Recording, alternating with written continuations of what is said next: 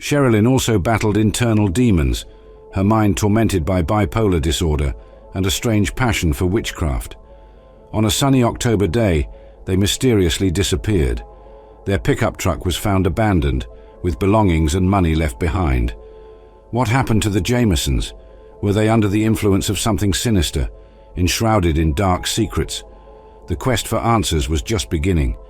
The quiet town of Eufaula harbors dark secrets, and the JAMISON family's story is an enigma that continues to intrigue. Join us as we dive into the depths of this mystery and try to unravel the mystery of the JAMISONs, because some stories are darker than we can imagine. Welcome to the Criminal Chronicles channel. If you're fascinated by unexplained mysteries and intriguing puzzles, this is the right place for you. Welcome to another video full of sinister enigmas and stories that will captivate you from start to finish. If you love solving intriguing cases and delving into mysterious narratives, don't waste any time and join us right now. Subscribe to the channel and turn on notifications so you don't miss any details of the mysteries we'll explore together from now on. And of course, if you can give that thumbs up early in the video, know that it makes all the difference so I can keep bringing engaging content to you. Let's dive headfirst into another intriguing journey. Here we go. Bob Dale Jamison came into the world on August 4th, 1965, and married Sherilyn Jamison, born on November 5th, 1968, in a meeting that took place in the year 2002. From this union, a daughter was born, whom they named Madison Stormstar Jamison, born on August 1st, 2003. Sherilyn had an older child from a previous relationship, who also shared their home. A canine companion was also part of this household. The place they called home was located in Eufaula, a small town in Oklahoma, United States. Eufaula was indeed a small town, with a population of less than 15,000, displaying a serene and safe environment, with a below-average crime rate, where almost everyone knew each other, and children could play on the streets unsupervised. The family greatly enjoyed traveling, and this was a common practice for them. They had a typical family structure, similar to any other in that area. Everything seemed fine until in the year 2004, Bob was involved in a traffic accident. This incident turned out to be a severe collision that resulted in irreversible spinal cord injuries, causing unbearable pain. The pain reached levels that forced him to take a leave from his job and later retire due to disability. As a result, he could no longer lead a typical life of a functional adult and developed a state of depression. Eventually, Sherilyn also began to face health complications. She was diagnosed not only with depression, but also with bipolar disorder, which prevented her from continuing to work. The family's livelihood now depended solely on Bob's disability pension, forcing them to live in a rather precarious financial situation.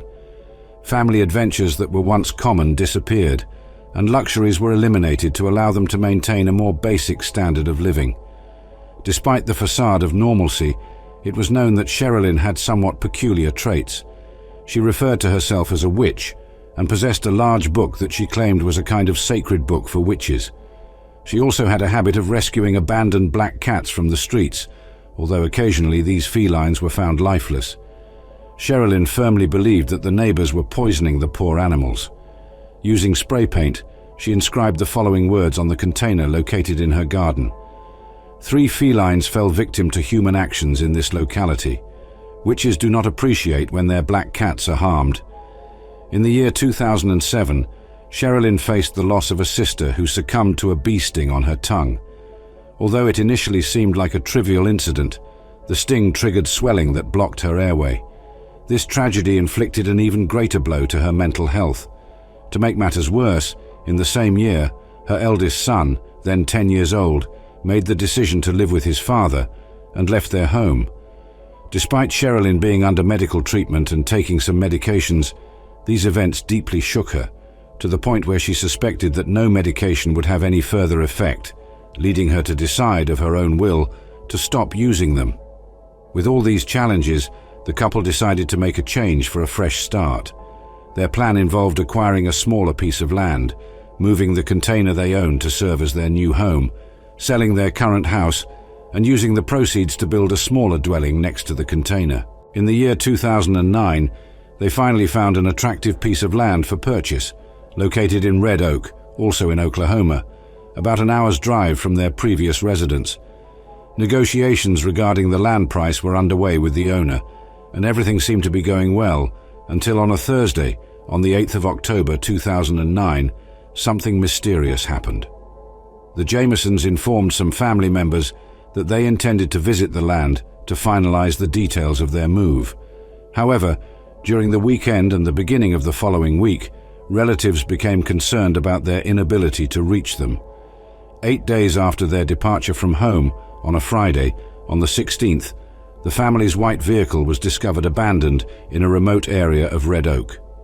The police were called, and when they arrived at the scene, they found various belongings of the family inside the car, including clothing, bags, documents, wallets, cell phones, toys, and a sum of $32,000 in cash kept in a bag under the seat.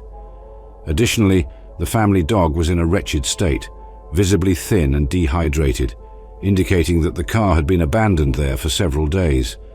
Despite the dog's frailty, she received assistance and quickly recovered. The dog was entrusted to Bob's mother's care, who began to look after her, but there was no sign of the family. Security agents found no evidence of criminal activity, such as bloodstains or signs of physical confrontation. However, a handwritten letter by Sherilyn was discovered, containing negative statements about Bob, including claims that she hated him. Consequently, they were officially declared missing. Bob was 44 years old, Sherilyn was 41, and Madison was 6. The couple's cell phones were subjected to analysis, but they did not reveal any relevant information in terms of social media, text messages, or call history. However, in Sherilyn's cell phone photo gallery, investigators came across an image of Madison, dated on the 8th, the last day they were seen. In the photograph, Madison appeared to have a displeased expression, as if she had been compelled to pose for the picture.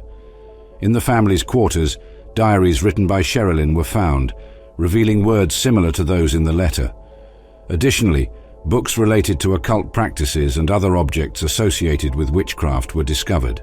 Investigators noticed that the residence was equipped with surveillance systems. Upon analyzing the recordings, they encountered intriguing scenes. The footage showed the couple coming and going to the pickup truck in a peculiar manner. They appeared to be in a catatonic state, with no dialogue or interaction between them. On some occasions, they would leave and return without carrying any objects. Suspicions arose among the police that they might be under the influence of some substance. In the final moments of the recordings, they took Madison, placed her in the vehicle, and drove away. Despite suspicions of drug use, no illicit substances were found in the family's residence or in the pickup truck. When family members were interviewed, they expressed surprise at the fact that the couple had $32,000 in cash in the car. They argued that the family was going through serious financial difficulties and questioned how they could have such an amount. This information led the authorities to once again suspect the couple's involvement with drugs, this time related to trafficking. The pastor of the church attended by the Jamisons, upon learning of their disappearance, informed the authorities that the family was facing serious spiritual issues. They all claimed to have the ability to see and communicate with spirits. Bob, in particular, demonstrated significant fear of these alleged spirits, to the point of asking the pastor about the existence of a special bullet to eliminate such entities. The pastor added that this was the real reason why the family was planning to move. Extensive searches were conducted in the area where the pickup truck was abandoned and in the surrounding areas. Forests and trails were meticulously searched by over 100 individuals, including police officers, volunteers, family and friends. However, no traces were found. Despite the efforts of the authorities, the case remained without a convincing explanation. The whereabouts of the Jamison family remained a mystery, and over time, the case faded into obscurity and lost visibility. Everything changed 4 years later when the remains of 3 individuals, 2 adults and a child, were discovered lined up in a forest, less than 3 kilometers from where the pickup truck was abandoned. On November 16, 2013, hunters found these remains. The bodies were in an advanced state of decomposition, all positioned face down and perfectly aligned. The evidence was collected and sent for DNA analysis. Only on July 3, 2014, did the results confirm that the bodies were indeed those of Bob, Sherilyn, and Madison. However, due to the advanced state of decomposition, the cause of death could not be determined. The medical examiner identified a small hole in the back of Bob's skull and in other bones, suggesting the possibility of projectile penetration, but couldn't confirm it. After the identification of the bodies, several theories about the case emerged. I'll mention some of them. The first theory involves revenge by a service provider for the family.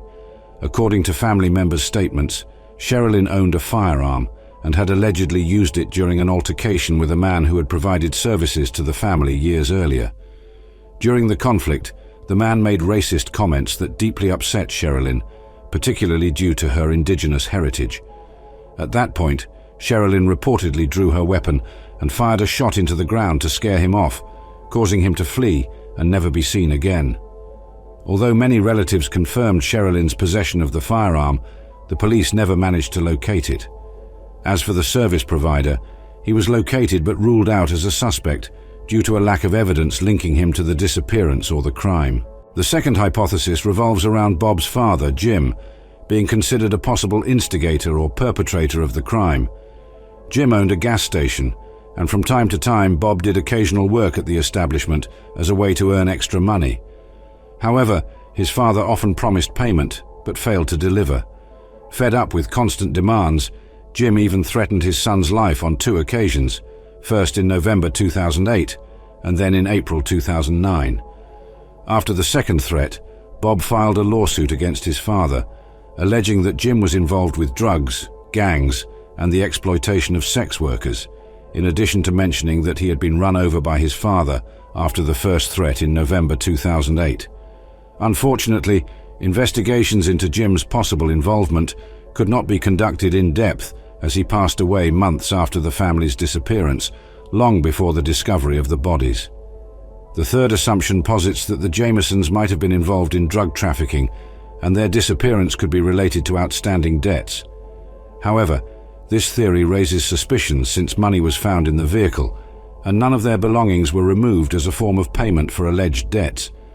Despite these inconsistencies, this conjecture is often discussed on websites and documentaries that address this mystery. The fourth conjecture considers the influence of supernatural entities or psychic challenges affecting the entire family. Sherilyn claimed to be a witch, while Bob maintained that he had the ability to see spiritual presences. In this context, it is plausible to suggest that they were trying to resolve spiritual issues according to their beliefs, or perhaps they considered they could not escape the influences that tormented them from the other world, leading them to the decision to end their own lives. The fifth theory suggests that, before reaching the property, they chose to take a walk in the area, got lost, and succumbed to the cold. However, this theory raises questions since they left the vehicle without the presence of their dog and cell phones, remaining missing for 4 years, only 3 kilometers away from where the car was found in 2009. Moreover, the peculiar arrangement of the bodies in a line, as if they had been positioned by someone else, leads us to the sixth conjecture. The family was the victim of a crime, but the motive remains obscure. The possibility of a robbery is ruled out since no property was taken. Unfortunately, all attempts to solve this mystery are based solely on hypotheses. No concrete clues have been found to clarify the case. No formal arrests or charges have been made. The cause of death remains undetermined.